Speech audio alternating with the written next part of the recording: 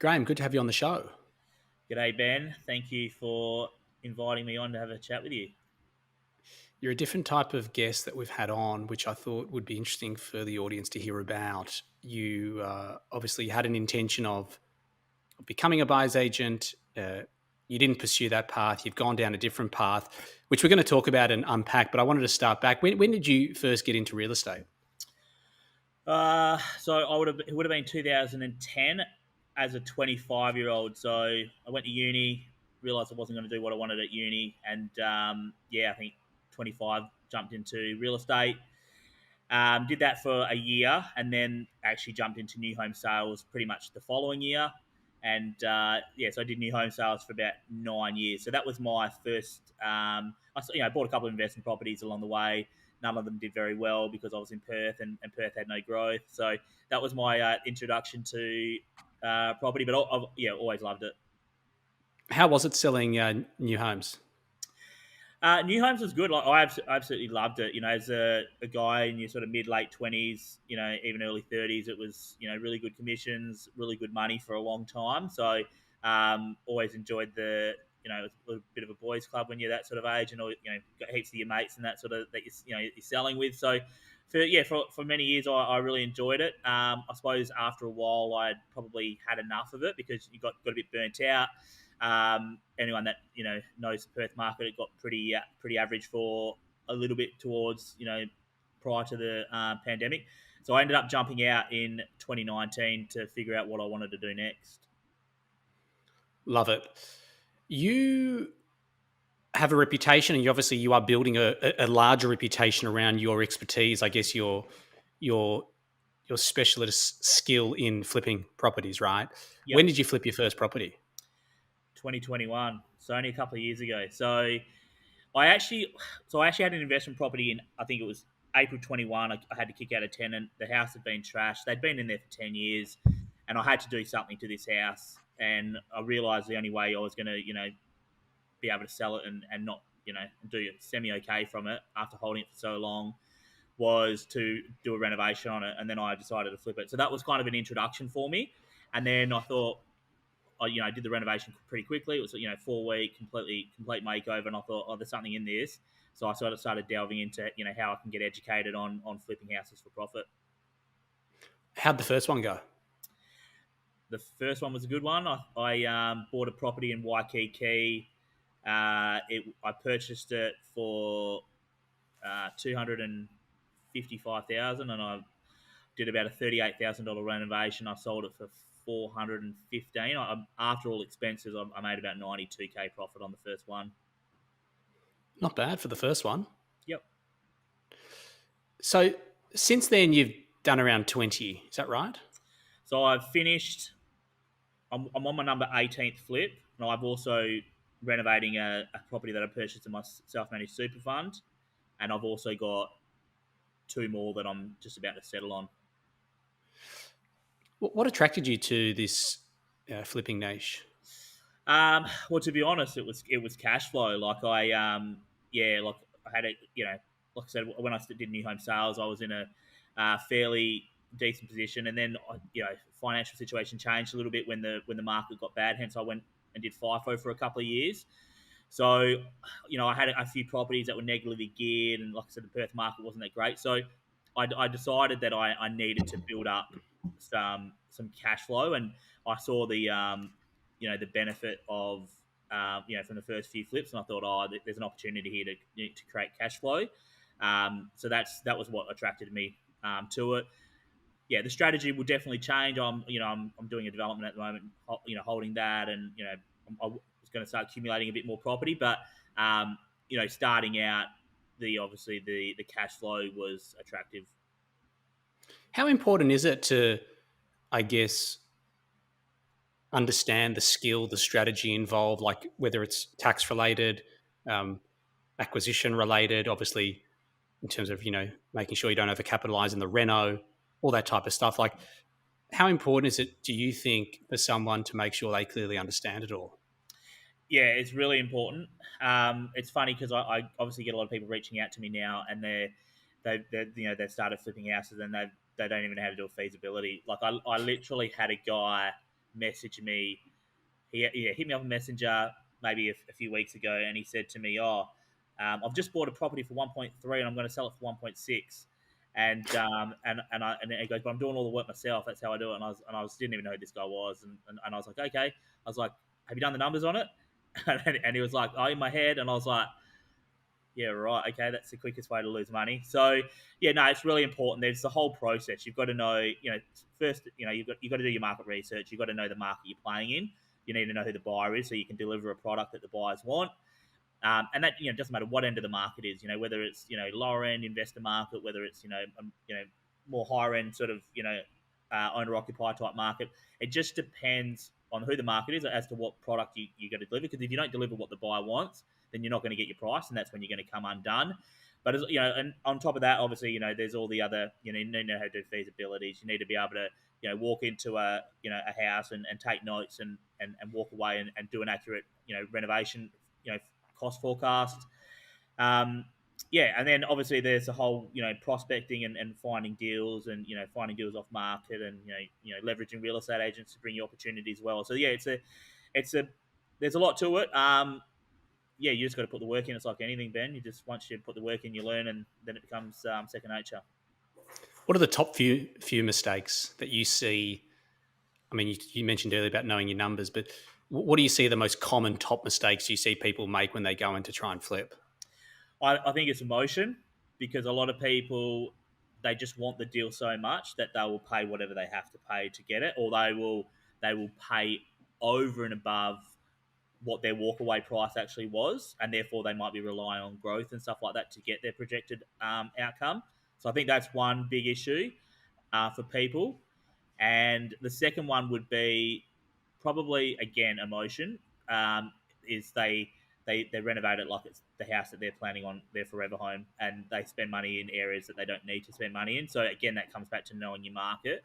And if you know your market, then you can obviously renovate and know where to spend money and know when you don't need to spend money. Love it. You obviously had an intention of becoming a buyer's agent. You obviously came through our program, and then you did a few deals in your first month. Is that right? Or Yeah, I did actually. I did three, and then I sort of started. Yeah, so basically, I did your program. I had every intention. I sort of was setting it up for a few months, and then when I obviously got my certificate to be able to start um, acting as a buyer's agent through Leverage, all of a sudden I just started getting a lot of people hitting me up regarding the flipping, and I started putting it out there. I didn't really know what I was doing as far as content. I've never really been a social media guy until about 3 or 4 months ago. So yeah, so that was the story. I ended up stopping and pivoting and going, okay, people are sort of recognizing me as someone who's flipping houses and having success from that. So maybe I should maybe I should go down that route. yeah, awesome. I mean, I think it's great. I mean, when we first connected about you coming on the show, obviously you made it clear, hey, I'm not a buyer's agent now. And I thought, well, that's great, because it's not just about people who come through the program having to then become a buyer's agent. I think the fact that you have now pivoted, which we're going to talk about, you're now running a course to show people how they can flip and learn all those intricate details. And I think that's fantastic how you've looked at what's important for you in terms of your objectives with how you want to live your life and what you want to do. And you thought, hey, seems like you got more leverage with the online course. You're in front of a computer. You probably got better time management as well as a result of that, as an output. So let's just talk about this course. When did you launch the course? It only launched on October 16th, which is what? Okay. Yeah, not even 2 months ago. So it's fresh. And specifically, you're teaching people how to flip.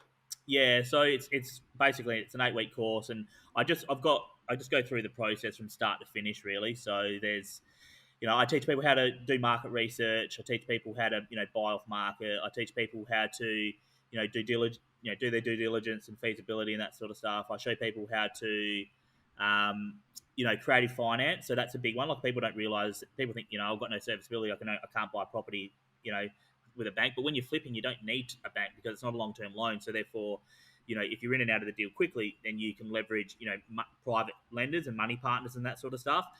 You can even leverage, commercial lending and stuff like that if it's a more expensive deal. So there's, you know, if you do, it's all on your numbers, right? Like you might have to pay higher interest rates and that, but it's all about your buy price. If you can make the numbers work by buying it well enough, then you'll be okay. So I teach that.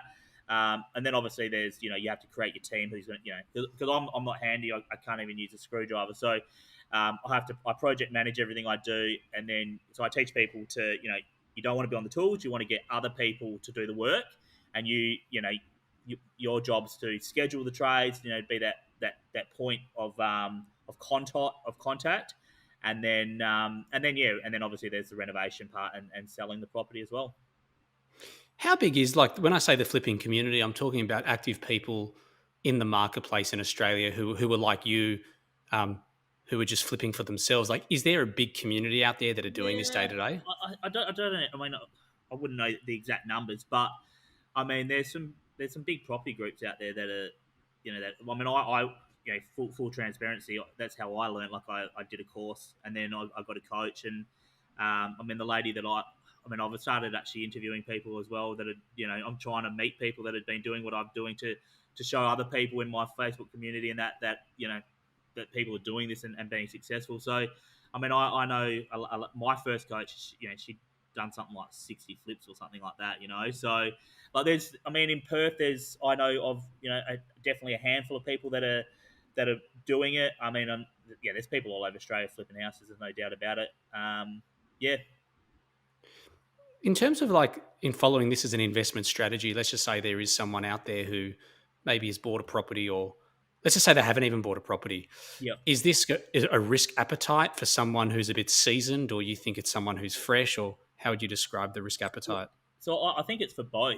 Like, what I really like about property flipping is, and it's, if let's say you're a seasoned investor, right, and you're tapped out, you've got no serviceability, or you've got no, like, you can literally leverage and you can use someone else's money. You can make a quick 50, 100K profit from it, and you can use that to move into your next long-term hold. Do you know what I mean? Like, there's people that do that. If you're a first home buyer and you're wanting to, you can't save up for your first deposit or something like that. Well, what's stopping you from doing a flip and getting your deposit for your first home? Do you know what I mean? Like, that's what I like about it. It's cash flow. Like, a lot of investors always say to me, "Oh, why do you flip? Why don't you just hold on to them and that sort of stuff?" And look, I get it. Like, I agree, you have to accumulate property and build wealth that way. Accumulating over a longer period of time is a better wealth creation strategy, 100%. But if you want to leave your job and you want to go full-time property, well, flipping houses is perfect, because you could flip 3 or 4 houses a year, replace your income at work, and then still accumulate and do developments and whatever other strategy you want to do to accumulate property. Do you know what I mean? So you can use the the flipping for however you want to move forward. Yeah, interesting. So if you're someone who hasn't bought property before, and let's say you want to get out of your 9 to 5, whatever you're doing, you think to jump in potentially and start flipping and doing that, 2 or 3 or 4 a year is feasible? Anyone can get. I literally started with about 50 grand in the bank, like, for my first flip. So I used a money partner to fund the purchase, and then I funded the renovation. That was the first deal. The second deal I didn't use any of my own money. I literally found a money partner, and it was just a straight flip. Like, so the second deal I did, I remember I flipped it without doing anything, made 40K profit. So, like, I've got 2 deals settling in January next year. One of them is a straight flip. Like, I've purchased, it's worth 600 all day. I purchased it off market for 500. Nothing wrong with the house. Not even going to have to renovate it. I mean, yeah, I'm going to lose, stamp duty and all the rest of it, but I'll comfortably walk away with 50K even after paying an agent to sell it for me. Do you know what I mean? And potentially using a money partner to purchase it if So my point is, you can, if you're savvy and you can find off market opportunities, there's good money to be made for cash flow. Which, like I said, if I'd rather be doing that than at work, doing a 40-hour week and then trying to do property after work before I go to bed. Yeah, 100%. So for the audience's benefit, like, talk through money partners. Yeah, okay. So money partners are the saving grace, right? So anyone can be a money partner. Like Ben, you could be a money partner. I could be a money partner. Anyone listening can be a money partner. They just have to have money, right?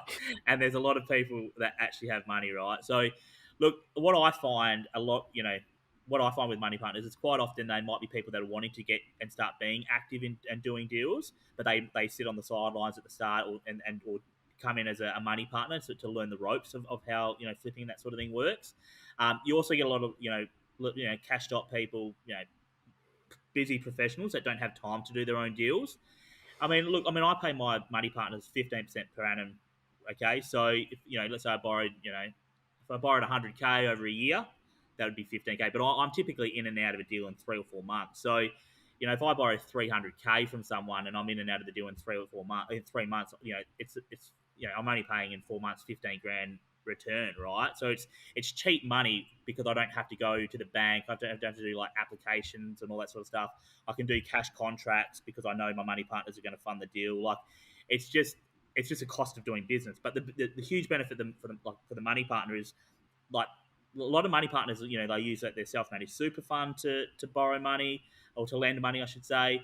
So like I was a money partner on a deal recently. I put 130,000 out of my self-managed super fund into someone else's deal for a year. It was actually a development deal, and I got back 20 grand. I mean, that's pretty good for your self-managed super fund. Put in 130, 12 months later get 150 back. So there's lots of people out there who they just want that passive income, and if they're I've got a couple. They're retired. They're doing very well for themselves, but they've got money and they keep funding my deals.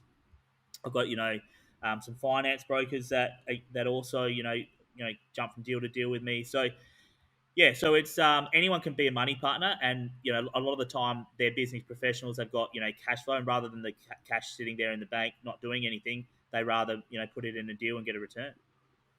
Yeah, makes sense. And so these money partners, like you mentioned, 15% per annum, is that unsecured? Well, so typically the way I do it is there's two options. You can obviously have a property solicitor draw up, a loan agreement, and then you would have some sort of security would be either registered caveat or registered mortgage on the title, personal guarantee. That's kind of your standard. Yeah, nice. And sourcing these money partners, like when you're looking, let's say you are looking for a money partner, and like you've obviously got a network, you've been doing this for a few years, like you understand it. But if you're someone fresh, like are you going to like what's the strategy to try and find these? Because they've got to obviously, they want to believe that you're capable. Yeah, well, obviously, there's networking events, so you'd go to that sort of stuff, you could go to, one of your BAI meetups, and Yeah, there's going to be buyers agents there with money who would probably be looking to maybe invest. Do you know what I mean? Like, you go to, I'm in Perth, there's, Perth property developers have a meetup thing in Perth. Like, if you were from Perth and you wanted to go to that, you would network. A lot of people find people on Facebook. So my group's grown pretty quickly already, and yeah, people are already networking in there, getting money partners from each other. So so Facebook groups are great. You've got to be careful with what you ask. You can't go into too much detail, but if you just sort of post that you're looking for a money partner, and then you just negotiate between you and them, privately, sort of thing. Like 15% is not set in stone. It's whatever two parties it could be 17%. I mean, it's whatever two parties negotiate. Um, yeah. Obviously, if you were starting out, you might have to pay a little bit more, but typically speaking, money partners, when you're starting out, they'd probably want you to have some sort of skin in the game as well. So you're like, at least funding the renovation maybe, or they probably want to know that you're being coached or something like that, or you've got a mentor who can that way you're not completely green and completely winging it and going to lose their money.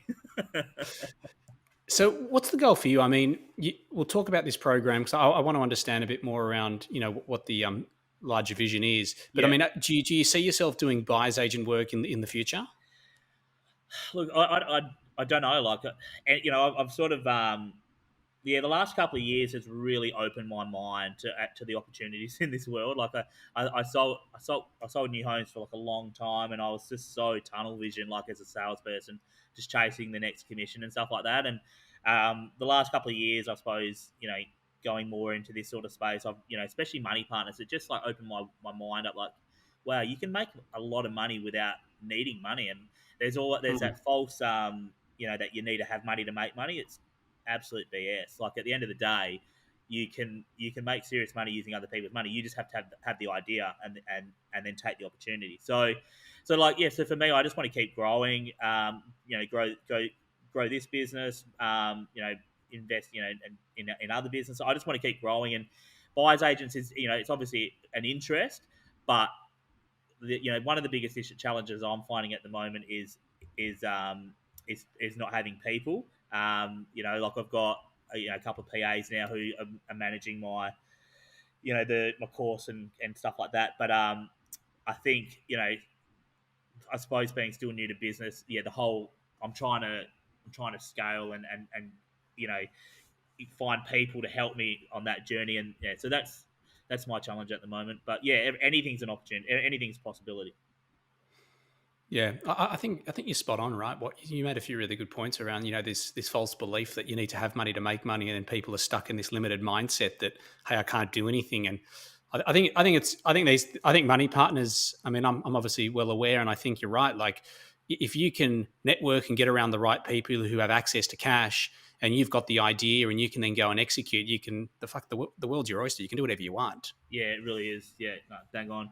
It's yeah, it's crazy. Like yeah, to think that you can, like you can do property deals without. I mean, I'll tell you about another way that you can do a deal. But I mean, I've done this as well. So seller joint ventures. So, you can literally flip a property and make 100K profit, like I have, on a deal without actually purchasing the property. So all you have to do is find a homeowner whose house is in dire need of a renovation, and they're in a sticky position, and you come along and you solve the problem for them. So they might want to get out, but the house is in a state where they feel like they can't sell it.